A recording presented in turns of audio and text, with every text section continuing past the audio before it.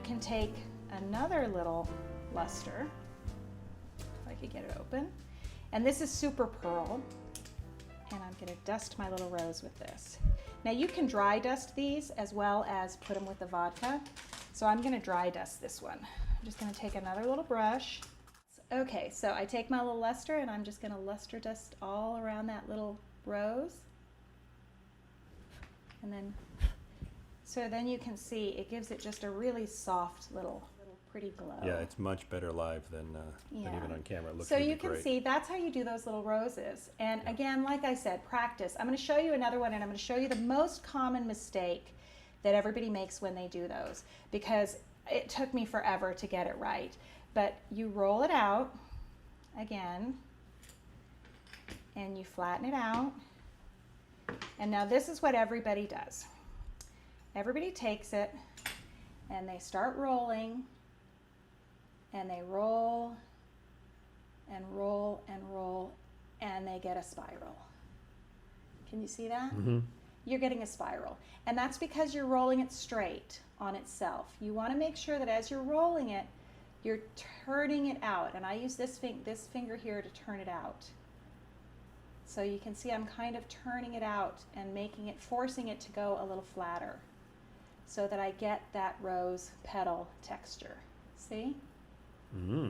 And so that's what you want to do. And again, it takes practice. And a lot of times when you're starting out, you can take, because you can also do these on a cake. So if I were to take all my pink and mix it up so it's pliable.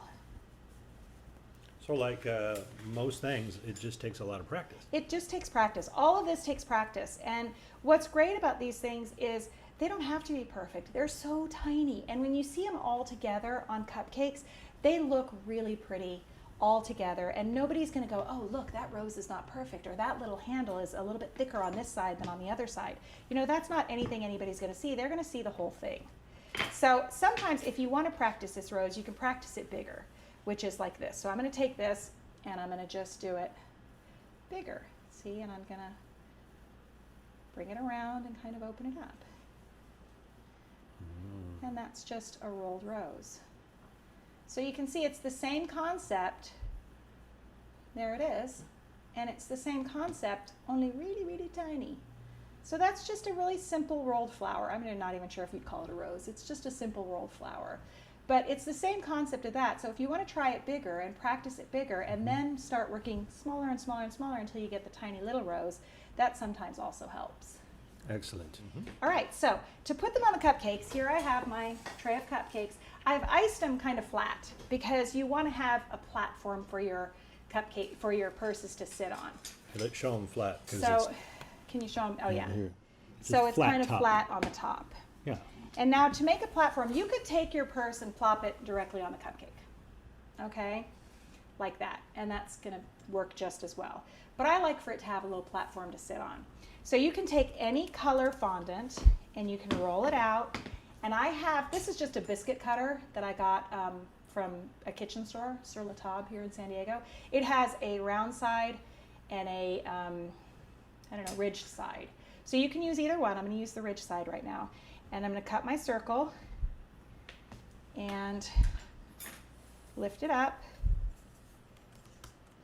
And I'm going to lay it on the top of my cupcake.